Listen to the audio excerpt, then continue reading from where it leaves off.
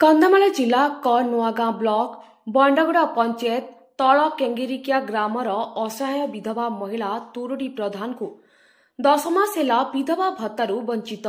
नूआगां block अंतर्गत तल केंगेरिकिया grammar तुरुडी प्रधान कहवा अनुसार 10 मास हेला तांकू भत्ता टंका दिया जाऊ नाही। काहीकि क्यों कारणरू एभली अनियमितता हेला ताहार तदंत करने दाबी करछंती। पूर्वरु से नियमित भावे भत्ता टंका पाउथुबा बेले वर्तमान काहीकि संपूर्ण भावे बंद कर दिया जाउछि। बंडगुड़ा पंचायत रे निरीह तथा अशिक्षित हिताधिकारी सरकारी नियम संपर्क में जानी पारु नथिबा बेले 10 मास परे हेबो भत्ता बंद होई जिवो फलरे अति दुखर सहित दिन काटुथिबा तुरुडी प्रधान कहिसंती। वर्तमान तांका बयस 55 वर्ष अतिक्रम करि सारलाणी। पूर्वतन सरकार एवं नूतन भावे गठित सरकार नियम अनुଯାयी तांकू भत्ता प्रदान करिबा पई दाबी करछंती।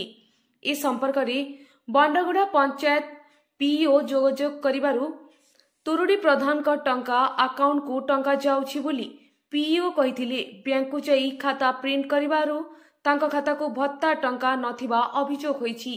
सरकार सेथिप्रति ठीक तदंत करी विधवा महिला को भत्ता जोगाई देबा पई ग्रामवासी अभियोग करछंती।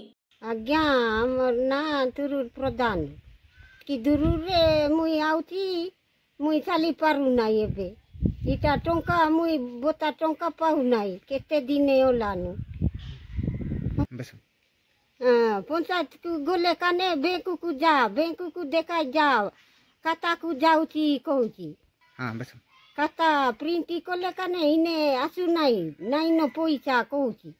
सरकारी विधवा बोता देले काने सुविधा होबो एबे पाउ नाई मुई 1000 टंका आग्रे 500 टंका देइतिला एटा पाउतिला ए पाउ नाई टोटल पाउ नाई।